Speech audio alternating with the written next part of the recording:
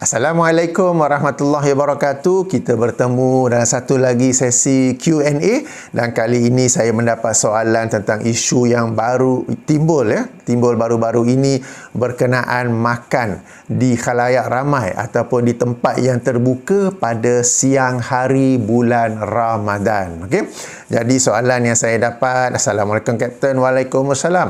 Dalam rangka menghormati bulan Ramadan, apakah patut seseorang itu makan dan minum di khalayak ramai? Okey, itu soalannya. Baik, sebelum saya nak jawab, saya nak bagi tahu awal-awal bahawa jawapan saya ni mungkin berbeza dengan perspektif ataupun pandangan orang ramai, pandangan kebanyakan penonton, ya. Sebab dalam isu ini setahu saya tidak ada dalil yang qat'i, tidak ada dalil yang jelas dalam Al-Quran, Sunnah mahupun selainnya.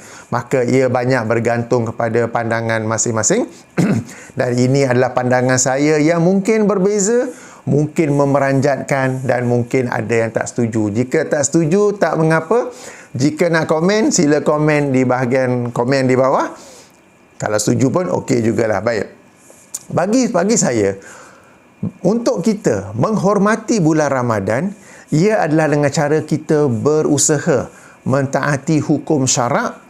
Okey, dan dalam kes ini apa yang berkaitan dengan bulan Ramadan seperti berpuasa atau yang selainnya, ya. Sebab dalam bulan yang mulia ini tidak patut pula kita buat sesuatu yang menyelisihi hukum syarak. Baik, jadi apabila kita dalam bulan Ramadan ini, cara kita menghormati bulan Ramadan, bulan yang mulia ini, ialah kita berusaha semampu mungkin untuk mentaati semua hukum syarak, baik yang ada kaitannya dengan bulan Ramadan seperti berpuasa atau selainnya.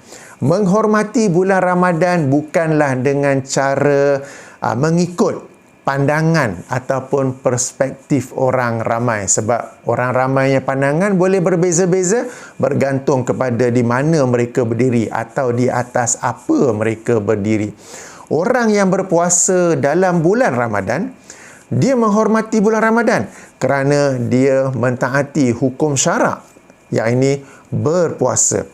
Pada waktu yang sama, orang yang tidak berpuasa dalam bulan Ramadan atas sebab-sebab yang dibenarkan oleh hukum syarak, seperti dia musafir, seperti dia sakit, seperti dia muslimat yang sedang haid, seperti dia ibu yang hamil, atau sedang menyusu anak yang di bawah 2 tahun, atau dia pekerja buruh keras, hard labour, pembinaan apa semua tu, ya. Dia juga tidak berpuasa dan pada waktu yang sama dia juga menghormati bulan Ramadan. Kenapa? Sebab dia tidak berpuasa bukan kerana mengikuti nafsunya, bukan kerana mengingkari kewajipan berpuasa, tetapi dia tidak berpuasa kerana mengambil kemudahan ataupun rukhsah yang hukum syarak yang Allah berikan kepadanya. Bahkan dalam ada kes dia tidak berpuasa bukan sekadar mengambil kemudahan, tetapi kerana dilarang ke atasnya untuk berpuasa pada saat itu, yang ini ketika seorang muslimat sedang haid. Dia ketika itu bukan ada pilihan rukhsah atau azimah, tetapi dia pada ketika itu memang dilarang untuk berpuasa. Jadi ringkasnya, ketaatan kepada hukum syarak ialah berpuasa kerana Allah dan tidak berpuasa kerana Allah. First time dengar tu, sebab kita selalu dengar kan berpuasa kerana Allah kan. Okey, sekarang kita kena biasakan juga satu lagi, tidak berpuasa kerana Allah. Yang ini seseorang itu tidak berpuasa pada hari-hari tertentu, bahkan mungkin juga sebulan, kerana sebab-sebab yang memang diberikan kelonggaran, diberikan rukhsah oleh Allah, seperti orang yang sakit, orang yang musafir, saya sebut tadi kan, ibu yang hamil, ibu yang menyusu anak di bawah 2 tahun, wanita yang dia tengah haid, tapi itu sebenarnya bukan sekadar rukhsah, itu sebenarnya dilarang, ya. Dan buruh keras, hard labor, berdasarkan ayat ke-16 surah At-Taghabun, bertakwalah kepada Allah sedaya upaya kamu. Mereka yang hard labor, mereka sebenarnya nak berpuasa, tetapi mereka terpaksa kerja untuk menyara keluarga. Dan satu-satunya kerja yang dia boleh buat ialah, yang dia tahu buat ialah kerja yang hard labor, di mana dalam kerja itu memang sukar untuk dia berpuasa. Okey, jadi dia tidak berpuasa bukan sengaja, bukan dalam rangka untuk mengingkari perintah Allah dan Rasulullah, tetapi dia memang tak mampu berpuasa dalam kejayaannya itu. Okey, jadi ada yang disebut sebagai tidak berpuasa kerana Allah. Okay. Apabila seseorang itu tidak berpuasa kerana Allah, okey, saya dalam topik ini saya sangat faham. Okey, sebab saya sendiri sebagai seorang juruterbang selalu bermusafir, dan kadang-kala dalam penerbangan saya itu khasnya penerbangan yang mengikuti arah matahari. Ini flight, ini matahari. Daripada berlepas sampai landing, sampai hotel, sampai tu tak buka-buka puasa lagi. Jadi saya sangat memahami situasi di sini, dan di mana saya juga dalam rangka kerjaya saya yang ini bermusafir, sebahagian penerbangan saya juga tidak berpuasa sebab tempoh puasanya sangat panjang. Dan saya pula bertanggungjawab untuk menjaga keselamatan penumpang, pesawat dan juga orang di bumi. Berbeza jika saya sebagai penumpang, mungkin saya boleh consider, tak apa kot. Tetapi apabila saya ni orang yang bertanggungjawab atas keselamatan, keselesaan penumpang, pesawat dan orang yang berada di atas permukaan bumi, maka ia adalah sesuatu yang lebih patut saya pertimbangkan. Jadi saya sangat faham situasi ni, ya. Dan saya sendiri pun makan di khalayak ramai. Bukanlah ramai, dalam kapal terbang tu lah. Okey. Jadi apabila seseorang itu dia memang tidak berpuasa atas kemudahan atau larangan yang dibenarkan oleh hukum syarak ke atasnya, nak tak nak, dia mestilah nak makan dan minum. Maka dalam kes ini, apabila dia makan dan minum, bagi pandangan saya, dia boleh melakukannya seperti biasa.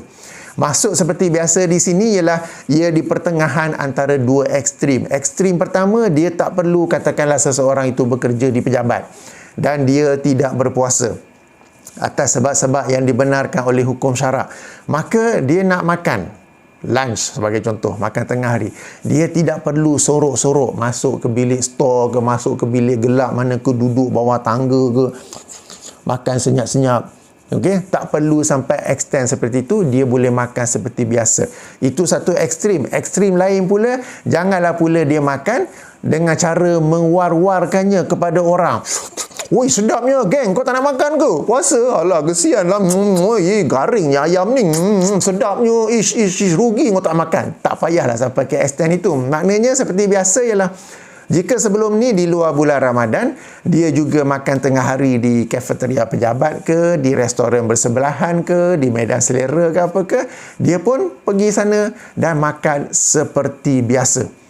Okey, seperti biasa. Itu tindakannya itu tidak dikira tidak menghormati bulan Ramadan, sebab hormat tak hormat ia bergantung kepada tindakan kita sama ada selari atau bertentangan dengan hukum syarak, bukan pada pandangan orang lain, bukan pada perspektif orang lain. Jadi makan seperti biasa.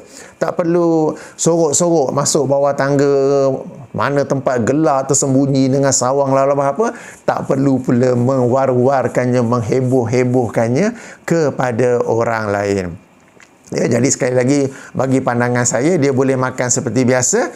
Tindakan itu tidaklah dianggap sebagai tidak menghormati orang ramai, kerana yang penting kita buat ialah berdasarkan apa yang Allah dan Rasul kata, bukan berdasarkan apa orang lain kata, ya. Baik, di sini saya tahu ada beza pandangan.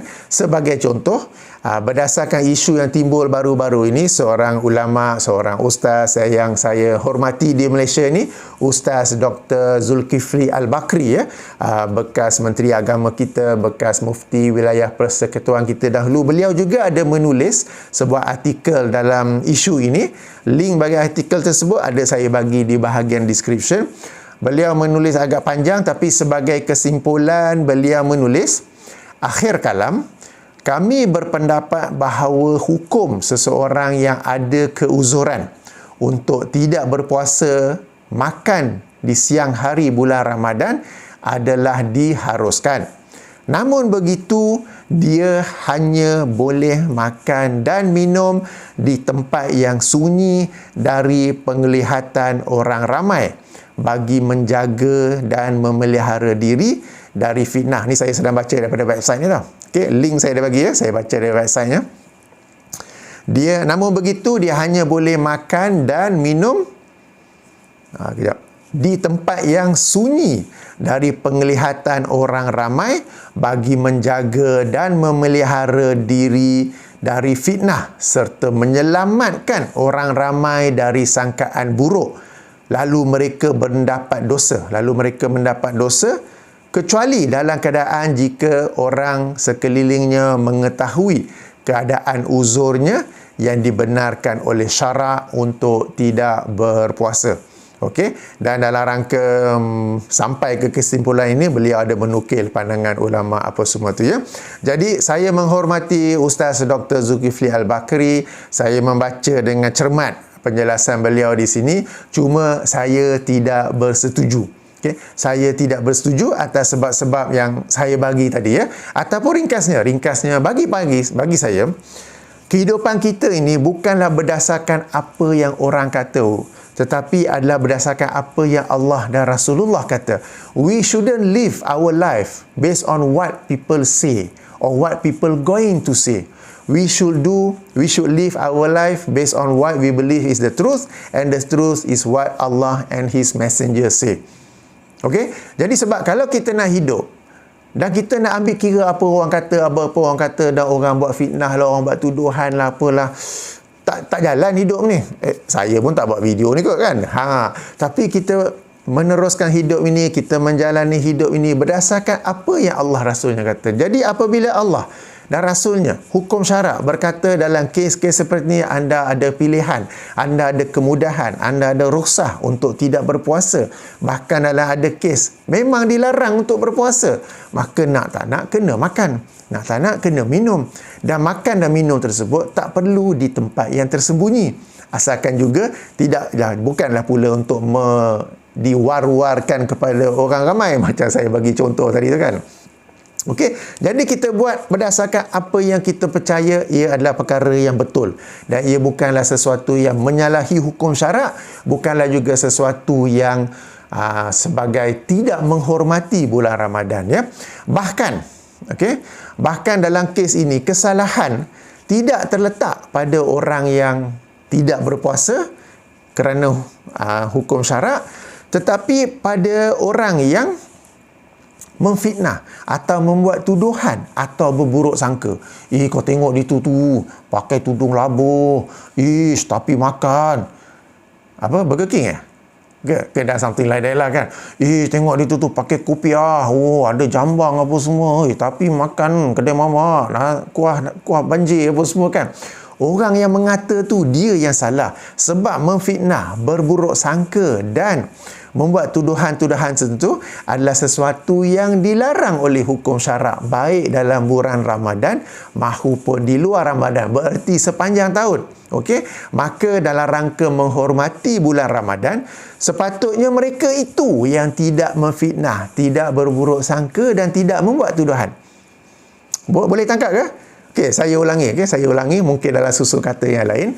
Okey, jadi Ustaz Dr. Zulkifli Al-Bakri dan juga mungkin ramai lain yang berpandangan bahawa kita kalau tak berpuasa ya atas sebab-sebab yang dibenarkan oleh syarak, bila nak makan minum buatlah di tempat yang tersembunyi supaya orang tak salah sangka, orang tidak fitnah kita, orang tidak buat tuduhan. Dalam rangka kita pun dapat menjaga mereka daripada membuat dosa kerana telah memfitnah kita, kerana telah menuduh kita, kerana telah berburuk sangka pada kita. Pandangan saya pula, yang salah tu bukannya orang yang makan minum, sebab dia memang boleh makan minum kerana dia memang dibenarkan untuk tidak berpuasa. Dan dia buat secara biasa lah. Kalau dia pergi war-war, macam contoh ekstrim saya bagikan, woi sedap ni bro, kau tak makan ke bro? Puasa, alamak, over lah kan. Okay, dia makan macam biasa je, tapi dia bukan di rumah, dia bekerja di pejabat, nak tak nak kena pergi restoran, nak tak nak pergi tu, daripada nak kena beli bungkus, nak makan bawah tangga dalam bilik store yang gelap tersembunyi-sembunyi, dia makan macam biasa di restoran. Dia tidak buat apa salah. Yang buat salah ialah orang yang duk tak puasa ke, apa tu, Kan, yang memfitnah, yang berburuk sangka dan membuat tuduhan. Kerana yang memfitnah, berburuk sangka dan tuduhan, dia yang sebenarnya buat salah. Dan memfitnah, berburuk sangka dan membuat tuduhan-tuduhan sedemikian adalah sesuatu yang dilarang oleh hukum syarak, baik dalam bulan Ramadan mahupun sepanjang tahun di bulan Ramadan. Maka yang patut diberi nasihat, yang patut diberi teguran ialah kepada orang yang berburuk sangka, kepada orang yang menuduh, kepada orang yang memfitnah, ya. Jadi ini saya kata mungkin kena berlaku anjakan paradigma. Yang salah tu sebenarnya siapa? Yang patut kita betulkan tu sebenarnya siapa? Kan? Masyarakat kita berpandangan sedemikian. Kenapa? Sebab mereka sekian lama apabila bulan Ramadan mesti puasa, mesti puasa, mesti puasa. Sampai-sampai macam ada isu juga timbul baru-baru ni, saya baca budak-budak yang pergi sekolah rendah, darjah 1, darjah 2, mereka bawa bekal makanan, guru ambil bekal makanan tu, sorok paksa dia orang untuk berpuasa. Ya, sebab macam dah bagi wajib, padahal mereka budak-budak kena pula darjah 1, darjah 2, sekolah rendah, kalau sekolah petang mereka mungkin tak dapat puasa ke, mereka sedang latih diri puasa separuh hari ke, macam mana ke, tetapi kita begitu fokus kepada kewajipan puasa sampai-sampai kita lupa adanya rukhsah-rukhsah, adanya kemudahan-kemudahan, adanya kelonggaran yang hukum syarak berikan kepada orang yang dalam kes tertentu untuk dia tidak berpuasa, bahkan ada kes dilarang berpuasa. Okey, jadi nasihat, teguran hendaklah ditujukan kepada orang yang membuat tuduhan, yang membuat fitnah, yang berburuk sangka, yang mengatakan ini satu perbuatan tidak menghormati Ramadan. Mereka itu yang sepatutnya ditegur, bukan kepada orang yang makan secara biasa di khalayak ramai, di tempat yang terbuka. Ini pandangan saya. Baik, ini yang pertama, ya. Yang kedua, ada satu kesalahan yang berlaku, yang boleh katakan juga berlaku di khalayak ramai, berlaku di tempat terbuka, tetapi jarang-jarang diberi perhatian oleh masyarakat kita ni. Okey, padahal itu adalah perbuatan yang jelas-jelas salah, dan juga jika dikatakan tadi menghormati bulan Ramadan ialah dengan mentaati hukum syarak, ia adalah satu perbuatan yang menyelisihi hukum syarak. Apakah perbuatan itu? Iaitu mereka yang berpuasa tetapi tidak solat fardu. Mereka yang berpuasa tidak solat fardu. Macam mana kau tahu dia tak solat? Mungkin dia solat, engkau yang berburuk sangka, engkau yang tuduh-tuduh. Okey. Ya, betul-betul. Tetapi cuba perhatikan waktu berbuka puasa. Di mana di kebanyakan tempat, di restoran, di hotel, di tempat yang ada buffet berbuka puasa ramai yang pergi ke sana, khasnya hujung minggu ke apa ke, kan, ramai yang berbuka puasa di tempat-tempat khalayak ramai, restoran, hotel, buffet dan sebagainya. Di kalangan mereka yang berbuka puasa itu, sebahagian ada yang berusaha untuk solat maghrib, sebahagian lagi tidak solat maghrib. Perasan tak? Ke anda termasuk yang tidak solat maghrib tu? Tak kan. Okay. Anda solat maghrib, okey, bagus, tapi perasan tak banyak yang tak solat maghrib? Buka puasa, makan, minum, sembang, tambah makan, minum sampai dah habis syak. Ataupun dah keluar awal pada restoran, katakan di shopping mall ke apa, lepas tu jalan-jalan, bersia-sia apa begitu. Ramai yang tidak solat maghrib. Dan perkara ini berlaku, anda pun tahu ia berlaku, tapi ada tak yang menegur?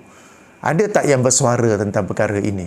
Kan, jadi ini adalah satu kesalahan, sebab antara puasa dan solat fardu yang lebih penting ialah solat fardu. Contoh lain, tadi saya sebut sekolah, kan, di mana budak-budak sekolah rendah yang bawa bekal makan ke apa ke, guru ambil suruh, wajibkan dia berpuasa. Tapi pada waktu yang sama, guru pun tak wajib anak murid itu untuk pergi solat. Padahal solat lebih utama daripada puasa. Yang ini sebagai contoh, ya. Jadi saya sendiri ada buat video tentang isu ini, yang ini puasa tetapi tidak solat, yang saya bagi di linknya di bahagian pautan, ya. Jadi ini satu isu, satu kesalahan, satu perbuatan yang tidak menghormati bulan Ramadan yang berlaku. Tetapi betapa ramai di kalangan kita yang beri perhatian. Kita beri perhatian kepada, tengok dia tu pakai kopiah, janggut panjang pun semua, tapi makan kat restoran mama, kuah banjir. Siang Ramadan, Tapi orang lain yang tak solat, kita tidak pula bukan nak sampai jeling-jeling itu, tidak pula berusaha menasihatinya, menegurnya, sama-sama ajak solat. Okey, jadi ini satu perkara yang penting untuk diperhatikan. Baik. Okey, dah 20 minit dah, panjang dah ya. Okey. Timer dekat phone saya ni kecil sangat, jadi nak tengok tu kena macam tu ya. Jadi sekali lagi ya, ini adalah pandangan saya. Dipersilakan untuk berbeza pandangan atau memberi komen lanjut. Sebagai contoh, ada yang kata, nanti macam mana pihak-pihak jabatan agama untuk memantau mereka yang tidak berpuasa ni? Okey, tak apa. Pihak jabatan agama, pegawainya yang membuat rondaan, boleh saja tanya, "Encik, kenapa tak puasa? Nampak badan sado je." Nampak je sado, tapi kat dalam sakit. Saya kena makan ubat sekian-sekian ni setiap 4 jam. Ataupun kena makan adalah. Jadi dia bagi tahu dia sakit, dia tunjuk memang ada bawa ubat tu. Tak apalah. Jadi pegawai jabatan agama tanya dan dia pun tunjuk. Musafir ke katakan, saya baru balik ke apa ke. Jadi boleh jelaskan, sebab pegawai jabatan agama pun tak adalah terus-terus pergi ini kan. Jadi mereka pun akan bertanya terlebih dahulu. Okay. Jadi sepatutnya ya, mereka juga bertanya kepada orang yang berbuka puasa di restoran, di hotel tu, dah solat maghrib ke? Yang tu tak tanya, tapi puasa bertanya. Okey, insya-Allah moga-moga ada pembaikan di situ. Jadi sekali lagi saya katakan, ini pandangan saya yang mungkin berbeza daripada pandangan tuan-tuan dan puan-puan. Dipersilakan untuk berbeza pandangan. Saya pun sendiri tahu bila saya nak buat video ni mesti kena hantamnya, mesti kena kritiknya. Apa pula cakap macam tu? Tetapi seperti saya katakan, kita buat sesuatu bukan kerana apa orang lain kata, tetapi kerana apa yang Allah dan Rasulnya kata. Dan di sini saya berpandangan apa yang saya kata ini tidak menyelisihi hukum syarak. Ianya adalah satu perkara yang bergantung pada pandangan masing-masing. Tidak ada nas ataupun dalil yang qat'i dalam perkara ini. Jadi inilah pandangan saya. Jadi ayuh tuan-tuan dan puan-puan, kita tukar perspektif. Daripada orang yang tak puasa, yang dia tidak berpuasa kerana hukum syarak, dia pula yang macam orang bersalah. Kena makan dalam bilik stor, kena makan sembunyi-sembunyi, ataupun tak makan langsung. Padahal dia memang kena makan sebab mungkin dia sakit ke, dia hamil ke, dia menyusu ke, dia memang patut makan. Tetapi bimbang kepada pandangan orang, bimbang kepada apa orang kata, bimbang kepada fitnah, tuduh sangka, buruk sangka apa, dia tidak makan, ataupun dia makan sembunyi-sembunyi, ataupun dan sebagainya, kita ubah. Dia boleh makan macam biasa. Orang yang duk mengata tu, mereka yang patut kita tegur, mereka yang patut kita nasihatkan supaya jangan berburuk sangka, jangan berbuat tuduhan. Kalau nak tanya ataupun bincang dan sebagainya ya. Baik. Sehingga sini saja dahulu. Sila rujuk di bahagian description, ada nota apa yang saya cakap ini, juga link penjelasan Ustaz Dr. Zulkifli Al-Bakri, semoga Allah memeliharanya. Saya menghormati beliau, selalu merujuk tulisan-tulisan beliau, sama ada dulu sebagai mufti wilayah atau sekarang ni ya, beliau ada juga laman web yang tersendiri.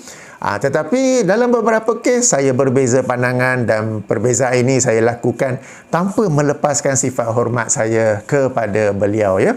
Dan juga satu lagi video saya, link video saya tentang orang yang puasa tetapi tidak solat. Okey, jemput tonton video tu untuk kita tahu betapa seriusnya kes orang yang puasa tetapi tidak solat. Ia bukan benda yang remeh-remeh ya.